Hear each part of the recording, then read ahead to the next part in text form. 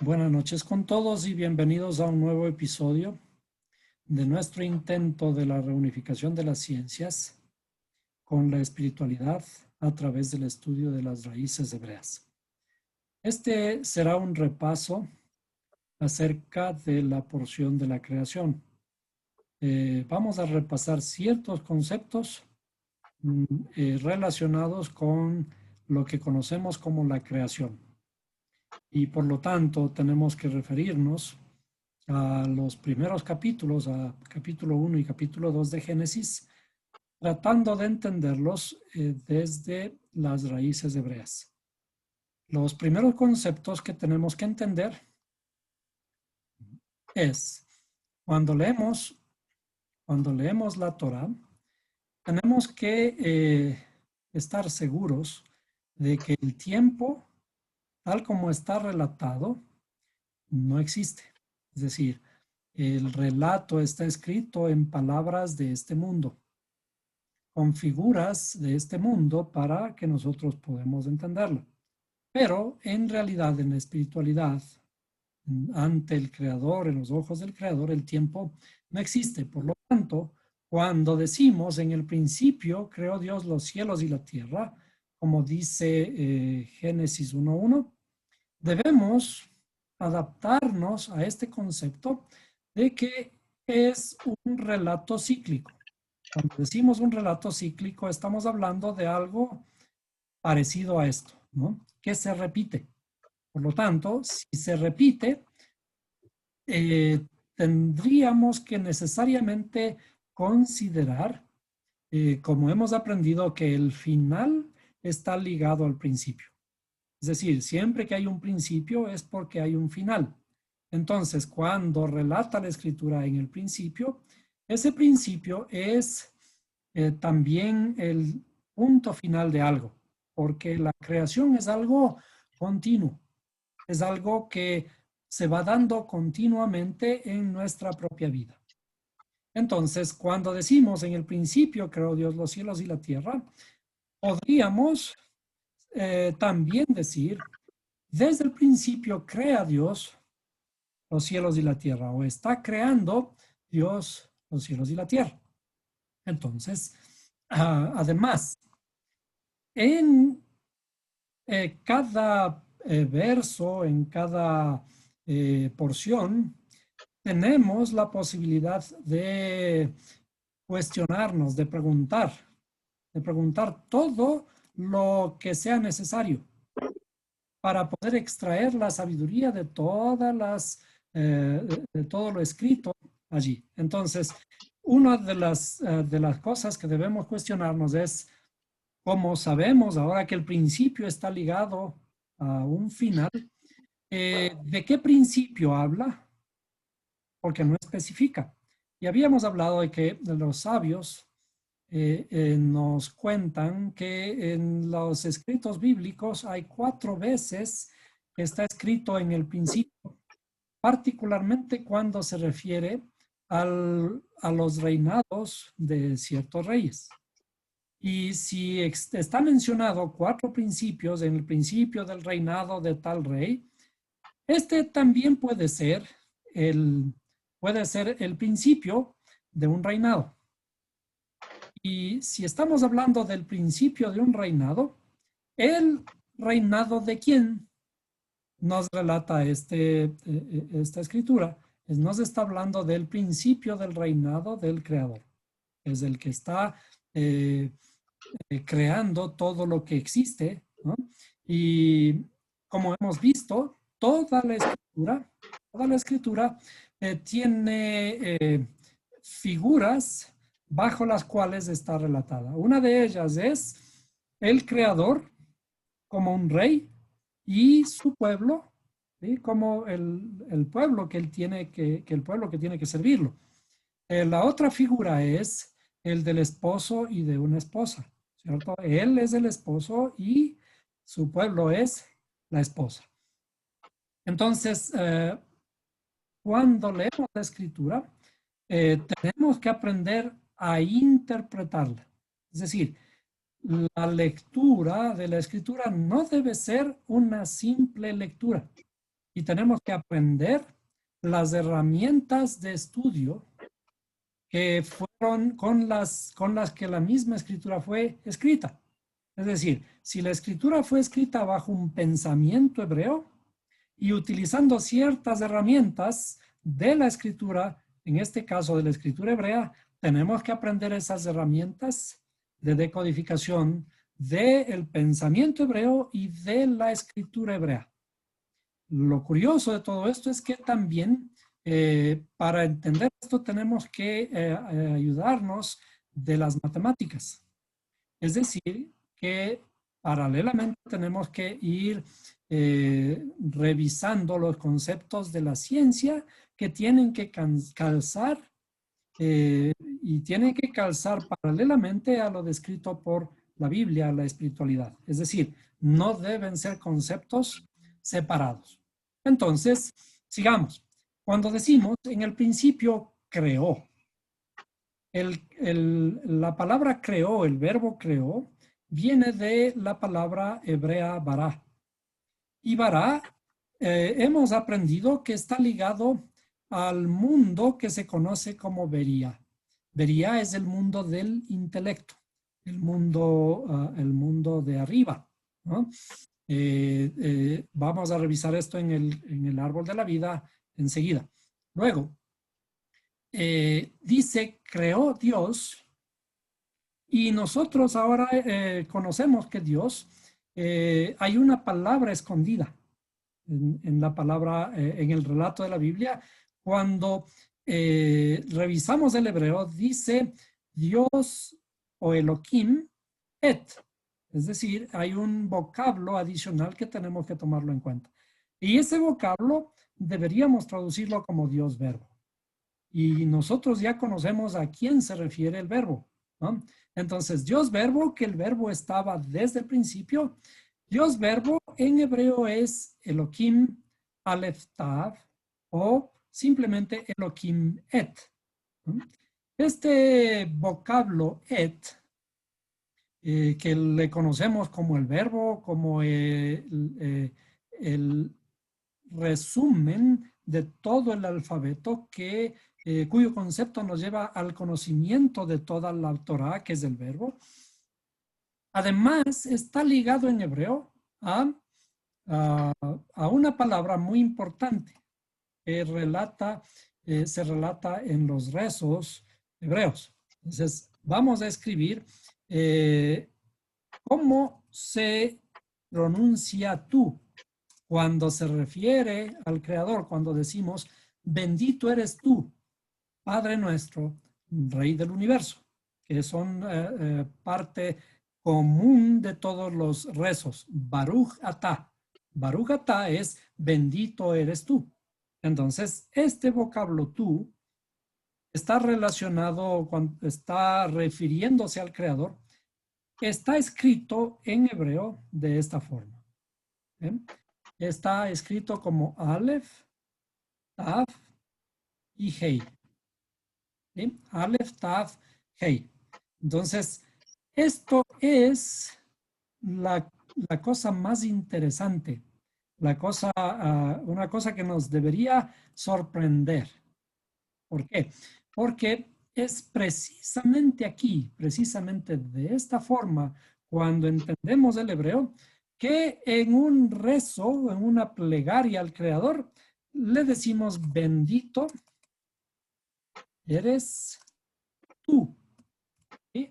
Bendito eres tú, Padre nuestro. ¿Sí? El rezo se resume de esta forma, ¿no? Padre nuestro, Rey del universo. Y allí viene toda la parte complementaria de todas las oraciones, de todos los rezos.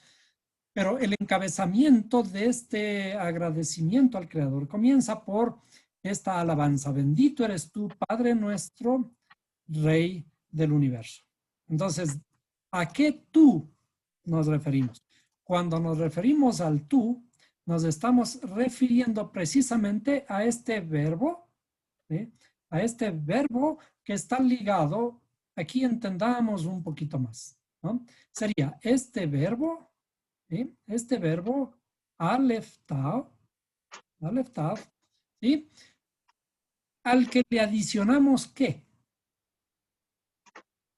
Al que le adicionamos la letra Hei. Entonces, la letra Hei, ¿qué representa la letra Hei? La letra Hei, si revisamos en nuestra tabla de equivalencias numéricas y de significados, la letra Hei corresponde al poder del habla. ¿Sí? Al poder del habla y la acción, ¿no es cierto? Dice naturaleza, el poder del habla, a la acción y a la naturaleza. Entonces, el creador, cuando nos referimos como tú, ¿sí? Desde esta perspectiva hebrea. Por eso en realidad está bien que nosotros, digamos, le tuteemos al creador. ¿Por qué le tuteamos? No es cuestión de respeto, ¿sí? No es cuestión de que le estamos irrespetando al creador, le estamos poniendo en confianza. En algunos casos hemos visto que hay ciertos pastores que debido a esta perspectiva piensan que está bien cambiar este tú y le dicen usted, ¿no? Entonces, hemos escuchado a veces algunos pastores que dicen, Dios mío, usted, le pido a usted tal y tal cosa, ¿no? Pero en realidad, desde la perspectiva hebrea, el tú tiene un sentido en el sentido de que hay una palabra hebrea detrás que resume el poder del habla. El poder del habla que es el que justamente nos da el creador. Nos da el creador a través del verbo que es Aleph Tav y de la letra Hei. La letra Hei que es el poder, nosotros conocemos la naturaleza, habla y acción. ¿Por qué esto? Y aquí vamos a recordar un poco la historia de un patriarca. Entonces, un patriarca, el primer patriarca llamado Abraham, ¿cierto? Vamos a recordar acerca de Abraham. Abraham, ¿sí? Primero, Abraham, antes de que fuera cambiado su nombre, se llamaba de esta forma, simplemente Abraham. Entonces vamos a escribir Abraham, sería Abraham, así, ¿no? Y déjeme encontrar por aquí la letra, ahí, Abraham. ¿Eh? Abraham se escribe como Aleph, Bet, Resh y Mem, Mem final, ¿no? Abraham, pero llega una época, y vamos a recordar, alguien me va a hacer acuerdo, ¿a qué edad le cambió a Dios el nombre a Abraham? ¿Sí? ¿A qué edad le cambió Dios el nombre a Abraham? Y cuando le cambió el nombre, en ese momento hizo el pacto con él para que va a tener un hijo, ¿no? En realidad, Abraham y Dios hicieron un pacto cuando iba a concebir, previo a concebir a su hijo Isaac, ¿no? Entonces, Abraham primero se llamaba Abraham y luego el creador le cambia el nombre a Abraham. Perdón, vamos a poner esto así. Abraham. Abraham. Y esto en hebreo se escribe. Esto en hebreo se escribe Abra. Y aquí vamos a observar lo que se le añade. Y, perdón, a ver, ¿dónde estaba? Aquí, Abraham. Entonces, cambia el nombre de Abraham a Abraham. Bien. ¿Qué es lo que se le añade al nombre? Entonces, es de crucial importancia el conocer que hay una letra que está incluida o añadida al nombre de Abraham. Abraham pasa a ser Abraham. La yud se le añade. No, no, no se le añade la yud. La hey, la hey, la hey. Letra Hey. Le añade la letra Hey. Entonces, ¿qué significa? ¿Qué significa en la historia de Abraham el que se le añada la letra Hey? ¿Eh? Lo que se le está añadiendo es lo que vemos precisamente aquí. La letra El Hey, poder del habla. la naturaleza El habla y la acción. y la acción. ¿Cuál es el principal problema del ser humano? Es el habla, el El poder, pensamiento. el principal problema del ser humano es hablar. Hablar es algo muy fácil para nosotros. Desde que aprendemos a hablar, cuando nuestros hijos están chiquitos, estamos buscando cuál es la primera palabra que hablan nuestros hijos, ¿no es cierto? Estamos buscando que hablen, ¿no? Les estamos empujando a que hablen. Y después, cuando ya aprendieron a hablar, ahora estamos esperando que se callen. Así somos nosotros en nuestra paradoja, ¿no? Estamos de chiquitos esperando que hablen y para nosotros es una fiesta porque comparamos con otros. ¿Y tu hijo a qué edad habló? ¿Sí? Mi hijo ya habla.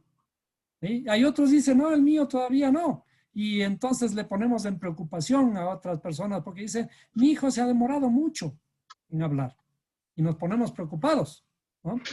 Pero una vez que hablan, después estamos esperando que se callen. ¿Sí? Esperamos que se callen porque ya estamos contentos con que hablen y ahora hablan demasiado. Y es así, nosotros comenzamos a hablar y cuando comenzamos a hablar, nuestra lengua se ha tomado gusto en hablar, ¿cierto? ¿A qué se llama esto de el habla? ¿A qué patriarca le asociamos con el gusto de hablar? ¿O a qué historias, a qué historia que está ligada a un patriarca? Vamos a mencionar que está ligado el hablar. Cuando un nieto, sería, ¿no es cierto? Un nieto de Abraham, llamado Jacob. Perdón, no me fijé que estoy en hebreo. Jacob. Este patriarca se enamoró. ¿De quién se enamoró? Este patriarca se enamoró de una muchacha muy bonita. Se enamoró Raquel. de Rachel, ¿no es cierto? De Rachel. Pero ¿qué le ocurrió a este personaje, Jacob? Se enamoró de Rachel, pero su suegro Labán, ¿cierto? Su suegro Labán le jugó una mala pasada. Le dio como esposa a su primera hija, Lea. ¿bien? Le dio a su primera hija Lea. Entonces, ¿a qué se refiere esta historia? Esta historia se refiere a que Jacob se enamoró de quién o se enamoró de qué. Jacob se enamoró El que sabe hablar, de se hablar. enamoró del habla. Es un tipo que le gustaba hablar, estaba muy gustoso de poder hablar. ¿Sí? Y su suegro Labán, que de paso Labán, ¿qué significa Labán? A ver, ¿alguien recuerda? Labán. Estamos haciendo un repaso de las historias, ¿no? Labán significa blanco. ¿Sí? A ver, vamos a ponerle por aquí. Era blanco. Labán es blanco, su suegro, que en este caso representa en realidad al creador. Pero fíjense lo que voy a decir. La Torá está llena de paradojas, ¿no? El suegro, Labán, que es blanco, que en este caso está jugando el papel de creador, ¿sí?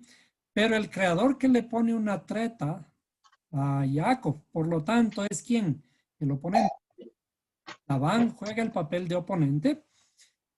Le dio como esposa a su primera hija, que es Lea. Ahora, ¿qué representa Lea? ¿Alguien recuerda? Sí, el intelecto, Lea representa el pensamiento. el pensamiento, el intelecto. Por lo tanto, ¿qué es cuál es cómo le llaman el condumio de la historia? ¿Cuál es el resumen de esta historia? De esta historia resumimos como que Jacob amaba hablar, pero el creador le dijo primero, piensa. Piensa primero. Piensa antes de hablar, ¿no? Piensa antes de hablar. ¿Quieres, te gusta hablar? ¿Sí? ¿Te gusta mi primera hija Rachel? ¿No? ¿Amas a Rachel? Perfecto. No es costumbre, fíjense lo que decía Labán, no es costumbre en nuestro pueblo dar a la segunda hija si la primera está todavía soltera. Es decir, tenemos que darle primero a la primera hija. ¿Qué significa eso? No es costumbre en nuestro pueblo hablar antes de pensar. Ese es el corolario, la palabra que estaba buscando hace un momento. Ese es el corolario de la historia. No es costumbre en nuestro pueblo hablar antes de pensar. Tenemos que pensar antes de hablar. Entonces, es importante cuando estamos hablando del habla, es importante el habla, lo que conocemos nosotros como el verbo. Entonces, vamos a poner aquí el habla. A ver. El habla es el verbo, ¿cierto? El habla es el verbo y por lo tanto cuando nos dirigimos al creador como tú, no estamos tuteando en realidad al creador, sino le estamos reconociendo el poder del creador sobre nuestro pensamiento y nuestra habla y nuestra acción. Entonces, el creador es el que nos da el poder del habla, porque este verbo es el, vamos a ponerle aquí el Aleph Taf. ¿Sí? Él es el habla es el verbo Aleph Taf, y por lo tanto cuando nosotros estamos hablando, pero con mesura, con el pensamiento, estamos ejecutando la obra del creador. Cuando nuestro pensamiento está rectificado, entonces estamos hablando de la divinidad. Estamos hablando de los deseos de el corazón de Dios. Entonces dice Dios, verbo, en el principio creó Dios, verbo, los cielos y la tierra. Ahora, ya que nos hemos tomado un tiempo en descifrar, el primer verso de la Biblia dice, en el principio creó Dios los cielos y la tierra. Ahora, ¿qué significan los cielos y la tierra? Perdón, debería ponerle un poco más acá, ¿no? Los cielos y la tierra. Cuando estamos hablando de la creación, estamos hablando de la creación del mundo. ¿De qué mundo estamos hablando?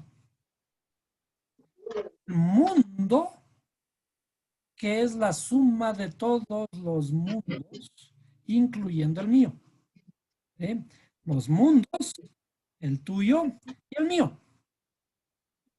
Desde el principio crea Dios los cielos y la tierra, es decir, está creando el mundo. Bien, ahora, ¿qué son los cielos y la tierra? Son nuestro mundo. En este mundo nuestro, tenemos que pensar, descifrar, mejor dicho, tenemos que aprender a descifrar lo que corresponde a qué corresponde a los cielos y qué corresponde a la tierra. Entonces, como estamos hablando, se refiere a la creación del mundo, que es la suma de todos nuestros mundos y por lo tanto corresponde también a nuestro propio mundo. Y si entendemos qué corresponde en nuestro mundo, entonces vamos a entender también la creación del mundo, gran mundo en general. Entonces veamos. Vamos al árbol de la vida. En el árbol de la vida, nuevamente hacemos un repaso de qué significan los cielos y la tierra. Entonces, en mi mundo, los cielos es el intelecto. ¿Sí? A este mundo se le conoce como el mundo de Beria. Perdón, vamos a poner el mundo de Beria. Este es el mundo de la creación. Pero desde el punto de vista hebreo, la creación es la creación en el pensamiento. Es decir, inclusive, si relatamos esto como la creación del mundo, del universo, este mundo tuvo ciertas fases en la creación. Las fases de la creación son pensar, primero, luego formar y luego hacer. Es decir, aquí tenemos que necesariamente referirnos a los tres mundos que ya conocemos. Entonces vamos a el segundo mundo, que sería a este mundo de aquí. ¿Sí? Al segundo mundo,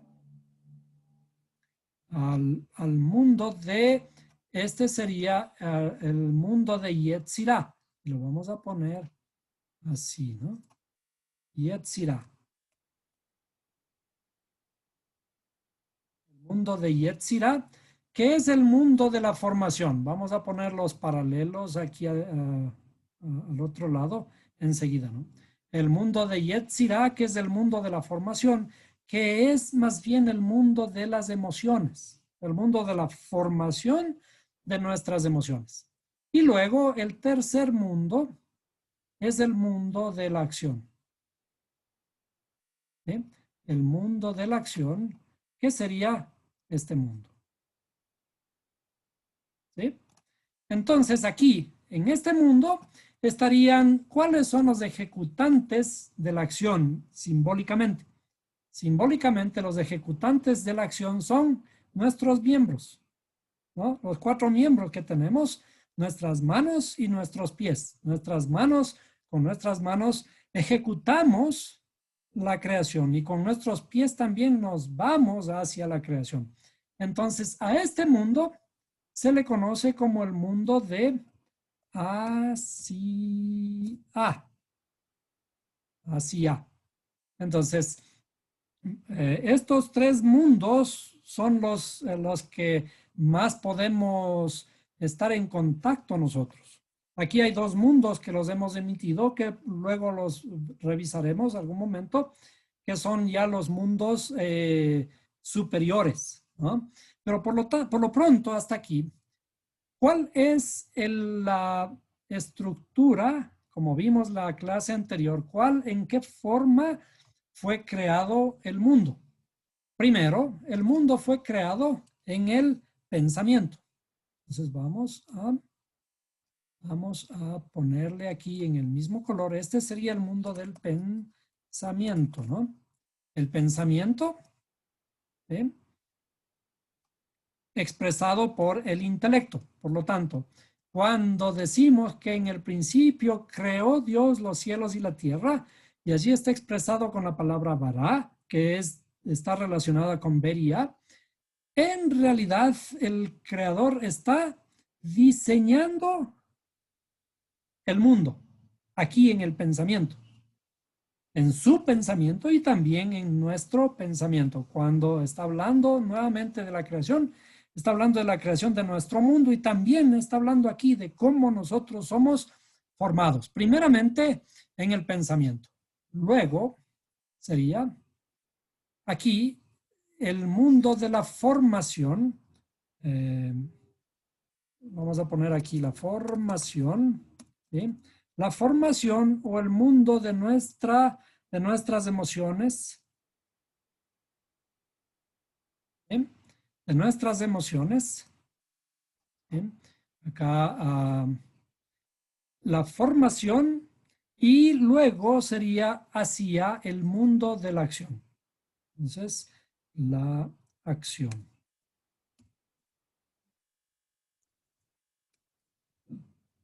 La acción. Muy bien. Entonces, esto nos recuerda a un verso de Isaías que dice, porque yo te creé, ¿cierto? Yo te creé, sería aquí, te formé y te hice. De hecho, ya leímos en la clase anterior de que este proceso está expresado también en los 2 primeros capítulos del Génesis en cuanto a la creación del pensamiento y de las emociones la formación del mundo intelectual y del mundo de las emociones, a nuestra formación.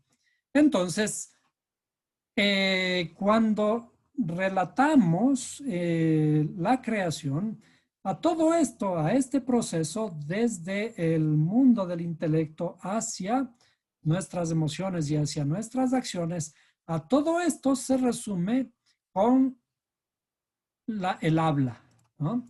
El proceso del habla, que sería la creación expresada en el libro de Génesis y que puede ser perfectamente aplicable a todos los mundos, vamos a ponerle por ahí, a todos los mundos de nuestra interioridad, ¿no? Entonces, cada historia que está relatada en la Torá, siempre vamos a tener que asociar y revisar qué aspectos de esta habla, que en realidad el habla está resumiendo a estos procesos, ¿no? A los procesos del pensamiento, el habla y la acción. Al pensamiento, las emociones, la formación de las emociones y nuestra acción. Cuando hablamos del habla, entonces tenemos que referirnos en forma global a nuestras actitudes, o lo que conocemos como nuestras vestimentas, las vestimentas del alma. Entonces, el libro, el primer capítulo, los 2 primeros capítulos de la creación, está relatando la creación de nuestro mundo. Ahora, en este mundo, nosotros vemos varios relatos y siempre en cada vez que regresemos a leer nuevamente el libro del Génesis, por esta época nuevamente, ¿cierto? Vamos a leer ciertos aspectos adicionales del libro de Génesis. Entonces, por ejemplo, vamos a recordar un poquito aquí en el capítulo 2 de Génesis, ¿no? En la formación del hombre, la creación del hombre, ¿no? Dice, en Génesis 2:15 dice, entonces el Señor Dios tomó al hombre y lo puso en el huerto del Edén para que lo cultivara y lo cuidara. Hay una cosa interesante. Siempre tenemos que aprender a preguntarnos. Cuando regresamos al capítulo 1, aquí simplemente vemos la palabra Dios. ¿Sí? Dice, en el principio creó Dios. Y después dice, entonces dijo Dios. Y llamó Dios a la luz día y a las tinieblas llamó noche. Y en todo el capítulo 1 vamos a ver que simplemente aparece la palabra Dios, que corresponde al nombre Elohim, ¿no? Pero, ¿qué ocurre en el capítulo 2? ¿Sí? En el verso 2 continúa y dice, en el séptimo día completó Dios la tierra que había hecho y bendijo Dios el séptimo día, ¿sí? Y comienza ahora la creación del hombre y la mujer, ¿no? Y veamos, entonces dice en Génesis 2:4, estos son los orígenes de los cielos y la tierra cuando fueron creados el día en que el Señor Dios. Lamentablemente en las traducciones, como en esta traducción, se utilizó simplemente la palabra Señor, que no nos ayuda a reflexionar sobre el verdadero concepto, las verdaderas razones por las que aparece aquí. Pero si vemos otras traducciones, ¿sí? Vamos a ver otras traducciones. Aquí en esta versión Reina Valera, un poco antigua, 1995, dice, cuando Jehová Dios, aparece por primera vez el nombre Jehová. Dice, cuando Jehová Dios hizo la tierra y los cielos. Cada ocurrencia de estas, cada vez que aparece por primera vez una palabra o que aparece por primera vez un nombre, todo esto es digno de ser analizado. Por ejemplo, aquí, ¿por qué aparece Jehová Dios, ¿no? En la creación del hombre y la mujer? Entonces, dice, aún no había ninguna planta del campo sobre la tierra, ni había nacido ninguna hierba del campo, porque otra vez, Jehová Dios todavía no había hecho llover sobre la tierra, ni había hombre para que labrara la tierra, sino que subía de la tierra un vapor que regaba toda la faz de la tierra. Entonces, Jehová Dios formó al hombre del polvo de la tierra. Esto es lo que estábamos leyendo hace un momento, pero ahora utiliza la palabra formar. Entonces, la segunda parte, el segundo relato, ya está hablando de una formación y la formación está hablando ahora de la formación de nuestra parte interna, de lo que conocemos como la tierra. Y dice, sopló en su nariz aliento de vida y fue el hombre un ser viviente. Ahora, nuevamente, Jehová Dios plantó un huerto en Edén. Entonces, hasta aquí me voy a detener un poquito para regresar a esto enseguida a ver qué es lo que ocurre en este huerto del Edén. Jehová Dios, digamos, de alguna forma también el creador tiene dos aspectos. Dos aspectos dos grandes aspectos que están sintetizados por los dos nombres. En realidad, cuando decimos Jehová, es una palabra que reemplaza al nombre de 4 letras, ¿no? Al nombre de 4 letras, al nombre sublime del Creador. Entonces, vamos a poner por ahora Jehová, desde luego, Jehová, pero que corresponde al nombre de 4 letras, Yud, Hei, Vav, Hei, y por ahora lo vamos a poner en hebreo, pero en un vocablo que reemplaza ese nombre, porque está escrito al revés. Le vamos a poner como Havaya. Havaya, que es en otras palabras está representando a Yud, Hei, Vav, Hei. ¿No? Yud, Hei, Vav, Hei. A ese es el nombre que nos estamos refiriendo con el nombre Jehová. Bien, y cuando dice Dios, vamos a poner aquí Dios, nos referimos al nombre Elohim, y ese nombre Elohim lo vamos a escribir como Aleph, Lamed, Hei, Yud y Mem. Estaba por acá, Elohim. ¿Ven? De paso, vamos a recordar. Siempre es bueno recordar. ¿No? Vamos a recordar cuáles son las gematrias, los valores. ¿No? El valor de Yud Hei Vav Hei es 26. Y el valor de Elohim, vamos a ver, es 86. Perdón, vamos a ponerle por aquí. 86. ¿Ah? El valor de Elohim es 86. Siempre tenemos que ir recordando estos números porque estos números nos van a ayudar. Decíamos entonces, el creador ahora aparece con dos nombres y estos nombres son en realidad dos cualidades. Vamos a decir, en el primer capítulo aparece Elohim, que está asociado con su cualidad de juicio. ¿Bien? Aparece el nombre Dios, es decir, cuando aparece Bará y cuando aparece todo el rato de la creación del capítulo 1, aparece el creador con su cualidad de juicio. Ahora, cuando vemos que aparece en el relato de la formación del hombre, en el capítulo 2, ahora se refiere o comienza a aparecer en la Biblia su cualidad de misericordia.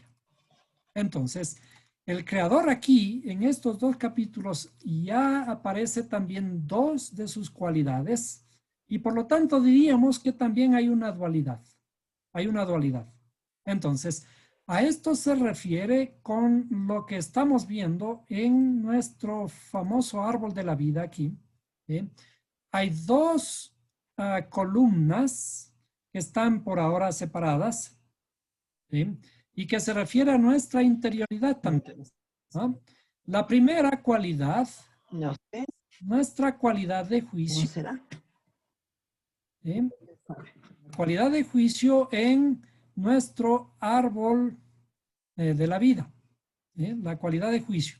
Y también hay una cualidad de misericordia que está representado por nuestra columna en el árbol de la vida, por la columna derecha. Entonces hay una columna de juicio que es nuestro lado izquierdo y nuestra columna de misericordia que también está representado por el lado derecho. Ahora, ¿qué significa esto? Que con estas dos columnas, con estas dos cualidades, se va a formar al hombre. Se va a formar o se está formando al hombre desde el principio. A eso se refiere con el principio creó Dios los cielos y la tierra, ¿no? ¿Cuáles son los cielos y la tierra? Vamos a ponerlos aquí en este mismo dibujo.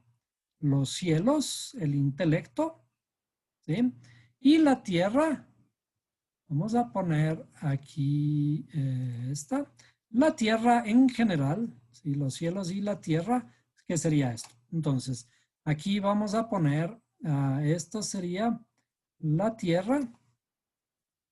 Vamos a poner así la tierra. ¿Ya? Y luego vamos a poner aquí los cielos. ¿Sí?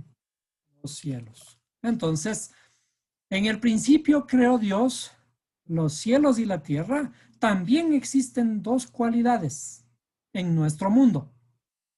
Acuérdense que la creación está hablando de la creación de nuestro mundo y también del mundo, el universo en el que vivimos. ¿A qué corresponden los cielos? Los cielos es nuestra cualidad intelectual, nuestro intelecto, que lo vamos a resumir simplemente como nuestro deseo de dar, o el deseo altruista, nuestro deseo de dar. ¿Bien? Y cuando hablamos de la tierra se refiere a nuestro deseo de recibir. Entonces, ¿cómo sintetizamos esto? Vamos a decir simplemente en una sola frase a nuestro egoísmo y aquí arriba a nuestro altruismo. Bien, aquí sería altruismo. Altruismo, ¿sí? El altruismo y el egoísmo. Entonces, estas son dos grandes cualidades sobre las que está fundamentado nuestro mundo. Este es un principio que igual, ¿se acuerdan que la Biblia dice que nosotros fuimos hechos a imagen y semejanza del Creador? Entonces nosotros en nuestra interioridad tenemos nuestra cualidad de juicio y nuestra cualidad de misericordia, o también visto ahora no de una forma horizontal, sino no de una forma vertical, sino de una forma horizontal. Arriba, los cielos, que corresponde a nuestro deseo de dar o el altruismo, y la tierra, nuestro deseo de recibir o nuestro egoísmo. ¿Qué somos inicialmente? Somos personas egoístas. Y por lo tanto, este símbolo de nuestra tierra es lo que tenemos que conquistar. El hombre por naturaleza es un conquistador. Y cuando precisamente por este deseo de conquista, el hombre es que ha viajado y ha viajado mucho. Y nosotros tenemos el más cercano ejemplo de la celebración del 12 de octubre, cuando en nuestras tierras un personaje llamado Cristóbal Colón se embarcó en el mar para ir y descubrir nuevas tierras y conquistarlas. Y las conquistó a nombre de la reina y toda esa historia que nos contaron en la historia contada de parte de los españoles, ¿no es cierto? La conquista de la tierra. Siempre nosotros, los seres humanos, tenemos en nuestra interioridad este deseo intrínseco de que tenemos que conquistar la tierra. Y por ejemplo, hay personas que les gusta conquistar las montañas, ¿cierto? Porque ¿qué ocurre cuando conquistamos las montañas? En realidad no conquistamos ninguna montaña, sino que nos estamos conquistando a nosotros mismos. Entonces, con estas figuras literarias, con esta simbología, tenemos que seguir revisando cada vez que leemos la escritura. Ya no tenemos que leer la escritura, tenemos que estudiar la escritura para ir aplicando esta simbología en cada uno de los versos que leemos. Ahora, regresamos al texto, habíamos dejado, dice, y Jehová Dios plantó un huerto en Edén. ¿Qué significa en Edén? Aquí es la primera vez que aparece Edén. No es algo que se asume que ya está definido en dónde se encuentra, ¿no? Dice simplemente Jehová Dios plantó un huerto en Edén. ¿Qué significa en Edén? O sea, está definiendo como un lugar en Edén. Pero veamos, ¿qué significa Edén en la perspectiva hebrea? El Edén, la palabra Edén es, dice, la región donde vivía Adán. Esa es esa es la forma más sencilla del diccionario de expresar el Edén, ¿no? Pero veamos, cuando nos referimos a Edén, en este caso está aquí simplemente como la región, una región. Veamos qué nos dice la palabra que se escribe exactamente igual en el diccionario, solo que no está asociada directamente a esta palabra escrita aquí. Demos un poquito de tiempo al que nos aparezca. Dice el número 5730, es decir, la palabra inmediatamente anterior, que es también Edén, ¿sí? ¿Qué significa qué?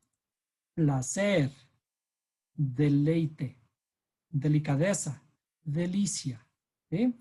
¿A qué nos hace acuerdo estas palabras? Placer, deleite, delicadeza, delicia.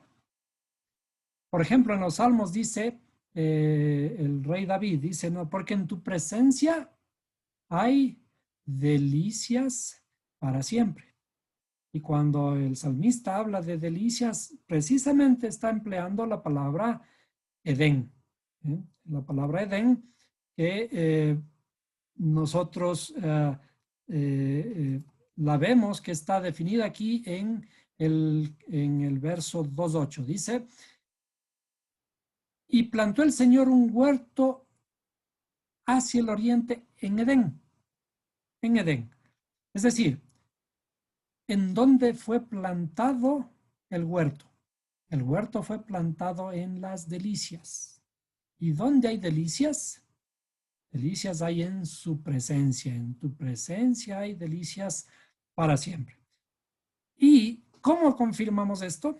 Si es que nosotros vemos aquí la palabra oriente, ¿no? Nuevamente vamos a revisar el hebreo. El oriente, la palabra oriente utiliza la palabra hebrea kedem. Déjeme ver que aparezca la palabra kedem. Veamos. Bueno, podemos verla aquí en el recuadro, ¿no? Kedem, la palabra oriente, se refiere no a una orientación. ¿Eh? Estamos hablando de en las delicias al oriente de las delicias.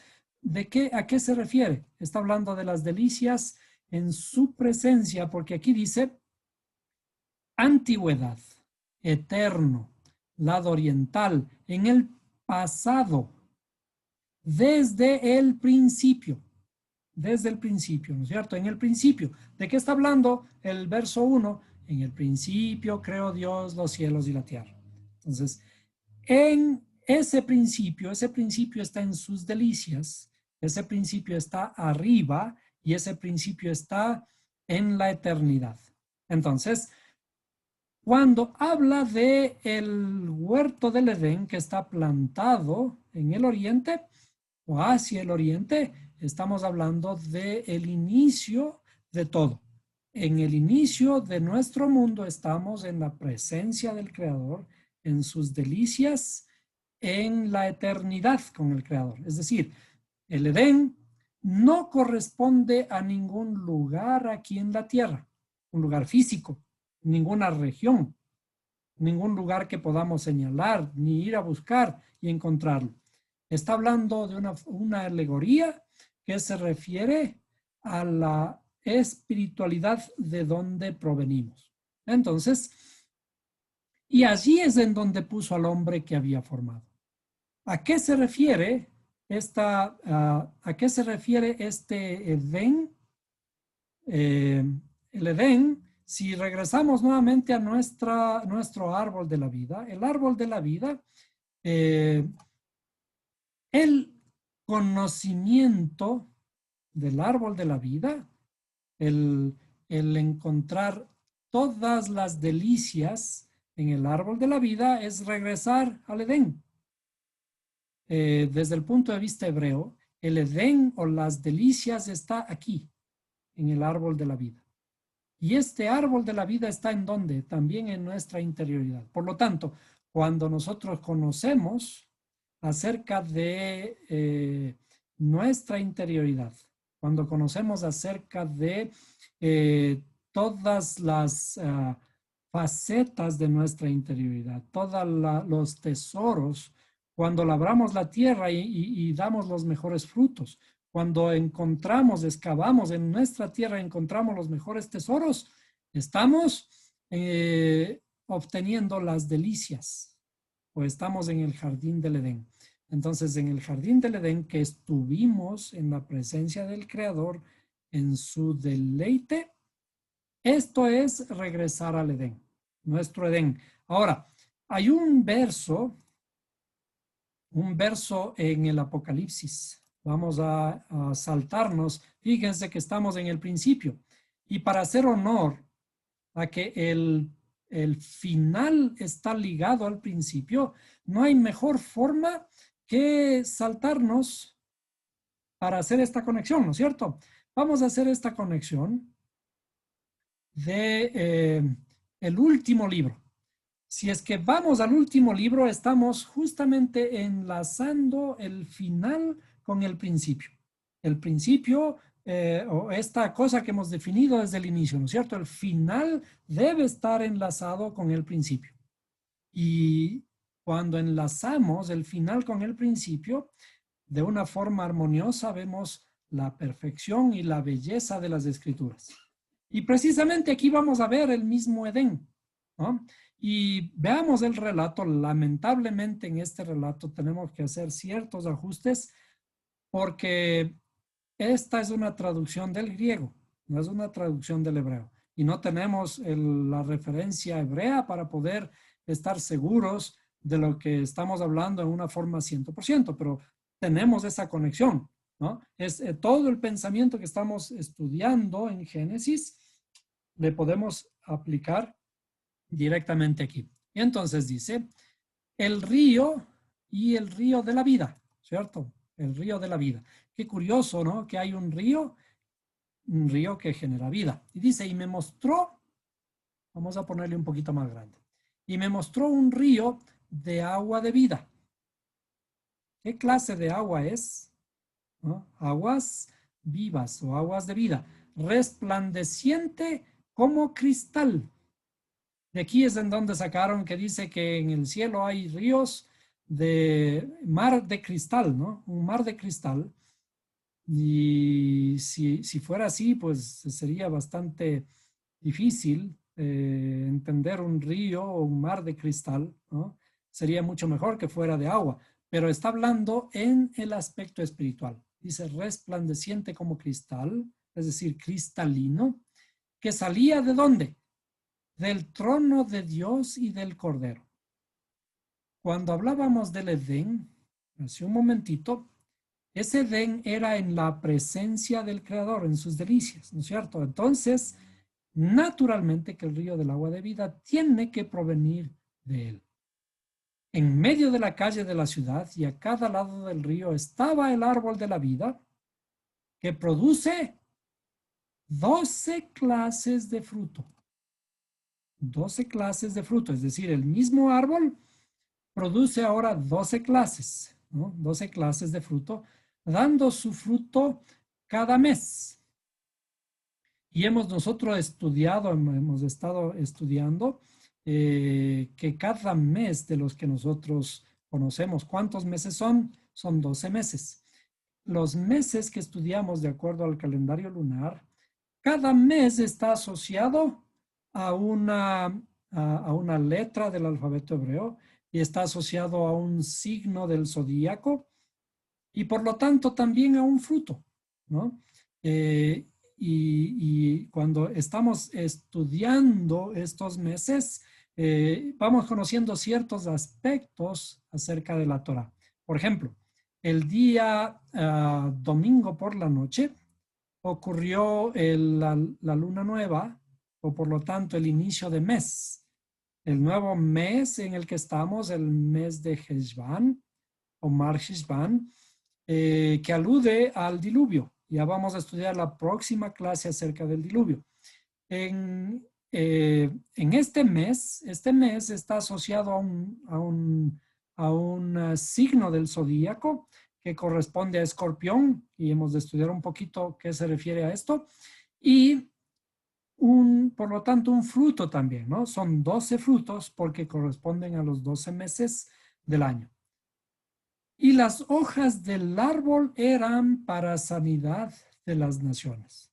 Y eso es lo que estamos estudiando ahora. En el árbol de la vida, por ahora tiene 10. En ese momento, cuando terminemos nuestra corrección, tendrá 11 y el Creador completará los 12 frutos del árbol de la vida. Ya no habrá más maldición y el trono de Dios y del Cordero estará allí y sus siervos le servirán. Ellos verán su rostro y su nombre estará en sus frentes. Aquí hay una cosa interesante, ¿no? Ellos verán su rostro. ¿Tiene el Creador rostro? ¿A qué le llamamos rostros? Le llamamos rostros a estas estructuras del árbol de la vida. Veamos nuevamente rapidito. Aquí tenemos las estructuras del árbol de la vida desde el punto de vista hebreo. A estas se les conoce como rostros. ¿Sí? Este es un rostro. Inclusive aquí, en este mismo, este es un rostro y este es otro rostro. ¿Sí? Debemos de ver de a poco cuando entremos en el estudio de los rostros. Y este es otro rostro, el rostro menor se le llama a este. Entonces, los rostros del Creador son estos aspectos del árbol de la vida. Son aspectos de ciertas agrupaciones de sefirot o de las hojas del árbol de la vida, que son cualidades que las llamamos rostros porque son aspectos para acercarnos al Creador. Entonces, cuando dice, buscad mi rostro, tenemos que estudiar esto. Estudiar las hojas del árbol de la vida, que son los aspectos del rostro del Creador. Continuemos con el libro del Apocalipsis. Y dice, y su nombre estará en sus frentes. Vaya, qué importante que es saber el nombre del Creador. ¿Cuál es el nombre del Creador que va a mirarse en sus frentes? ¿No? El nombre del Creador que va a estar en sus frentes es el nombre sublime. Y por lo tanto, ese nombre ya no será un nombre traducido, ya no será un nombre escondido, un nombre puesto para no pronunciar su nombre, sino ya será el nombre del Creador, tal como lo estamos estudiando. Y ya no habrá más noche y no tendrán necesidad de luz ni lámpara de luz del sol, porque el Señor Dios los iluminará y reinarán por los siglos de los siglos. Vaya, reinarán. ¿Por qué reinarán? ¿Qué es ser un rey? ¿No? Reinarán por los siglos de los siglos. Primeramente, Él es un rey. Como comenzamos diciendo, toda la Torah habla de un reinado. Y el reinado es el reinado del Creador. Y Él, aquí mismo en los versos del libro del Apocalipsis, dice que nos hizo reyes y sacerdotes. ¿Qué es ser rey? ¿Qué es ser rey? Hemos aprendido un concepto por ahí, vamos a refrescarlo. Rey es cuando nuestro intelecto, el rey es este intelecto, a esto le llamamos Adam o la mente, ¿no? El Adam, cuando el Adam domina su tierra. Cuando el Adán domina, ¿a quién? A su mujer, a Java, ¿no es cierto? Por eso el Adán está arriba. Y por eso Java tiene que estar abajo. Y no está hablando de varones y mujeres en el sentido que nosotros conocemos. Está hablando de los aspectos internos de nuestro mundo. A este Adán se le conoce como varón, al intelecto se le conoce como varón y al aspecto femenino, que son nuestras emociones, se le llama mujer o sí, varón o hembra, como está escrito en algunas versiones, ¿no? En el capítulo 1. Dice, varón y hembra los creó. Inclusive en el capítulo 2, versículo 2, 5:2, dice, varón y hembra los creó. Y dice, termina ese verso diciendo, y los puso por nombre Adán. Es decir, el hombre está formado de un aspecto masculino y de un aspecto femenino. Estamos hablando no de nosotros los varones, sino está hablando de la raza humana, de la humanidad en general. Cada uno de nosotros está formado de un aspecto masculino y de un aspecto femenino. Entonces, el intelecto se le llama Adán y Java se le llama su mujer. Continuamos con este verso. Y entonces, ¿qué significa? Dice, y reinarán. Cuando el Adán domina el aspecto emocional, cuando la inteligencia domina el aspecto emocional, a ese se le considera un rey. Un rey es aquel que domina la tierra, aquel que domina su pueblo, aquel que es rey sobre su pueblo. Entonces, ¿cuándo reinaremos por los siglos de los siglos? Cuando nuestra interioridad esté rectificada. Continuemos rápidamente. Está hablando ahora de la venida de Jesús. Jesús viene, o Yeshua, ¿no? Dice, y me dijo, estas palabras son fieles y verdaderas. Y el Señor, el Dios de los espíritus de los profetas, envió a su ángel para mostrar a su siervo las cosas que pronto han de suceder. ¿Qué tan pronto tienen que suceder? Ya vamos esperando casi 2000 años desde que Juan escribió esta profecía y dice pronto han de suceder. ¿No ha sido tan pronto o es que no hemos entendido?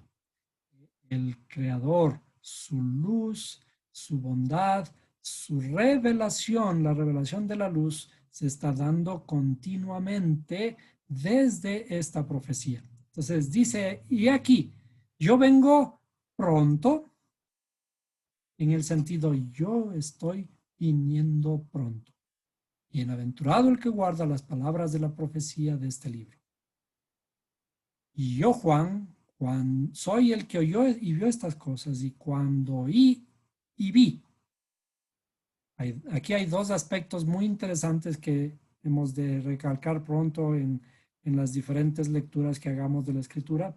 Hay dos aspectos fundamentales y dentro de estos inclusive la forma en que se refiere son interesantes porque dice cuando oí y vi. Hay un oír y dice escucha también, ¿no? Oí y además vi, es decir, pude estar seguro. ¿Sí? Cuando yo oí y vi, me postré para adorar a los pies del ángel que me mostró estas cosas. Me dijo, no hagas esto, yo soy consiervo tuyo y de tus hermanos los profetas y de los que guardan las palabras de este libro. Adora a Dios. También me dijo, no selles las palabras de la profecía de este libro porque el tiempo está cerca. Es decir, ¿de qué tiempo está hablando?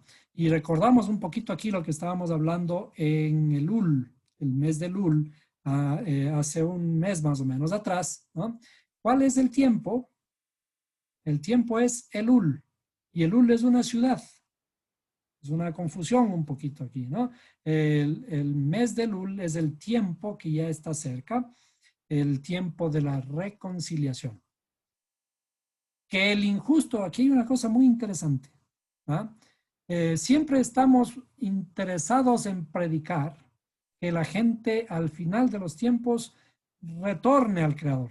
Pero ¿por qué Juan habla ahora de una cosa diferente aquí? Dice que el injusto siga haciendo injusticias, que el impuro siga siendo impuro, que el justo siga practicando justicia y que el que es santo siga guardándose santo. ¿Y por qué no dice que el injusto sea justo? ¿Y por qué no dice que el impuro deje de ser impuro y pase a ser puro? ¿Ah? Aquí hay cosas que tenemos que analizar, tendremos que revisar esto, un poco la intención de todo este verso, ¿no? Del verso, ¿por qué el injusto ya no tiene tiempo para cambiar a hacer justicias? Porque ahora dice, siga haciendo injusticias. Bueno, ahí, como toda la escritura, siempre habrán puntos que tenemos que reflexionar, porque en esas aparentes contradicciones hay mucha sabiduría.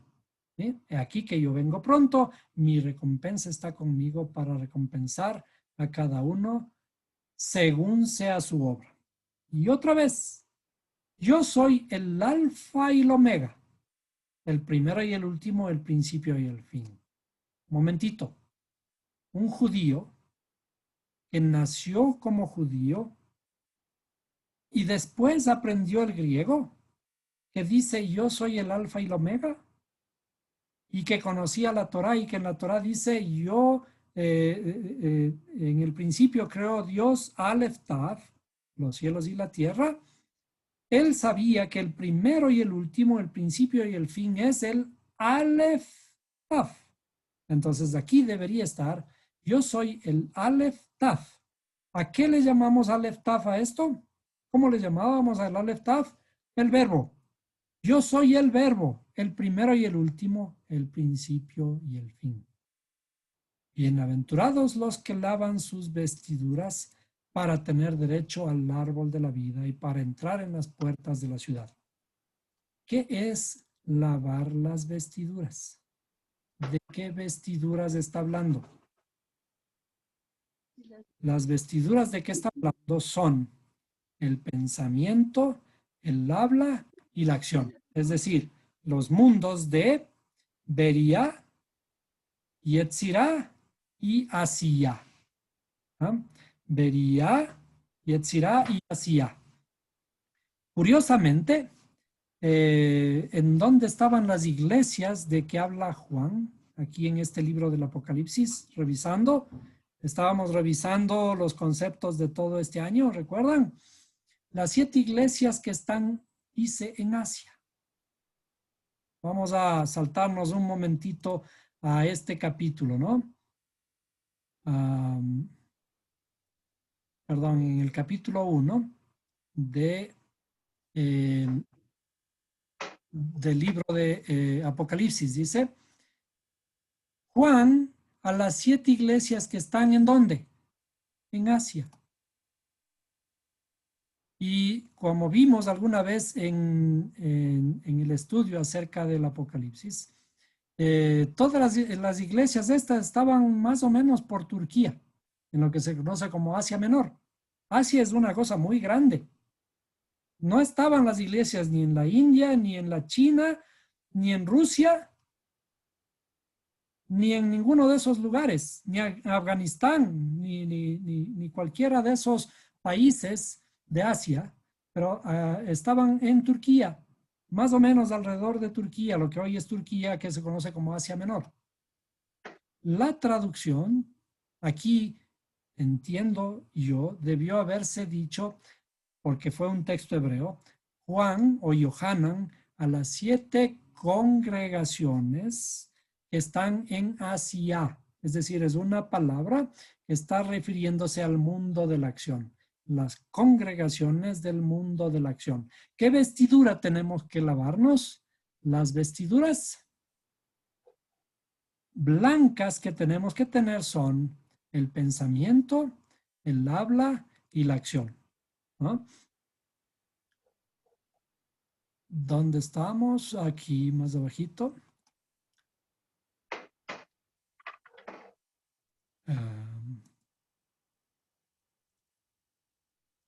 Perdón, aquí. Bienaventurados los que lavan sus vestiduras para tener derecho al árbol de la vida. Por lo tanto, tenemos que lavar nuestro pensamiento, el habla y la acción, y eso es lavar las vestiduras para poder acceder al árbol de la vida y para entrar en las puertas a la ciudad. Afuera están los perros, los hechiceros, los inmorales, los asesinos, los idólatras y todo el que ama y practica la mentira. Yo, Yeshua, traducido como Jesús, he enviado a mi ángel a fin de daros testimonio de estas cosas para las iglesias. Yo soy la raíz y la descendencia de David. Hemos hablado algo en la clase anterior también. ¿Quién es, de quién desciende Yeshua? Desciende de David. ¿Y quién es la raíz de David? La raíz de David es Ruth, que era su abuela, y la raíz de Ruth es el pueblo de Moab, la oscuridad. ¿De dónde viene Mashiach? De la oscuridad, ¿no? Yo soy la raíz y la descendencia de David. Y curiosamente dice, el lucero resplandeciente de la mañana. El lucero resplandeciente de la mañana. ¿Qué ocurre? Que él mismo salió de la oscuridad. Recuerdan que dice que fue inmolado desde el principio del mundo. Ese inmolado significa que tuvo que hacerse oscuridad. ¿Para qué? Para venir a este mundo y morar con nosotros, habitar aquí con nosotros en este tabernáculo y a volver a la luz, volver a ser luz. Sigamos, y el espíritu y la esposa dicen, ven. El que oye diga, ven, y el que tiene sed, venga, y el que desea, que tome gratuitamente del agua de la vida. En realidad, cuando dice aquí del agua de la vida, dice del agua de las vidas, porque es un término en plural, ¿no? Poco a poco hemos de ir descifrando todo esto. Yo testifico a todos los que oyen las palabras de la profecía de este libro. Si alguno añade a ellas, Dios traerá sobre él las plagas que están escritas en este libro. Si alguno añade a ellas palabras, ¿no es cierto? ¿Cómo añadimos palabras? Cuando conocemos y transformamos a otro idioma, ¿cierto? ¿Y qué ocurre si añadimos? Dios traerá las plagas que están escritas en este libro. Estas que vemos cosas tenebrosas, esas son plagas que les traerá ¿a dónde? Sobre él. Dice, Dios traerá sobre él, no sobre la tierra, sobre él. Cuando está escrito en el libro del Apocalipsis sobre plagas sobre la tierra, está hablando de nuestra interioridad. Entonces dice, Dios traerá sobre él las plagas que están escritas en este libro. Y si alguno quita las palabras del libro de esta profecía, Dios quitará su parte del árbol de la vida y de la ciudad santa descritos en este libro. El que testifica de estas cosas dice, sí vengo pronto. Amén, ven, Yeshua HaMashiach. Y ven, Señor Jesús. La gracia del Señor Jesús sea con todos. Amén. La gracia o el gen de Yeshua HaMashiach sea con todos. Amén. Esto, como ustedes ven, vamos descifrando un poquito, son alegorías. Y todas estas alegorías son el complemento o la descripción de lo que estamos hablando en la creación en el libro de Génesis. Nuevamente, el final está conectado con el principio. Por lo tanto, no debe haber ninguna cosa nueva. De hecho, el sabio Salomón dice, no hay nada nuevo debajo del sol. Por lo tanto, cuando entendemos el libro del Apocalipsis, tenemos que entenderlo bajo la perspectiva de la Torá, desde el inicio. Si estamos hablando del Edén y vamos a retornar al Edén, todo lo que está descrito en el Apocalipsis es la misma historia de cuando estuvimos en el Edén. Hasta aquí la clase de hoy.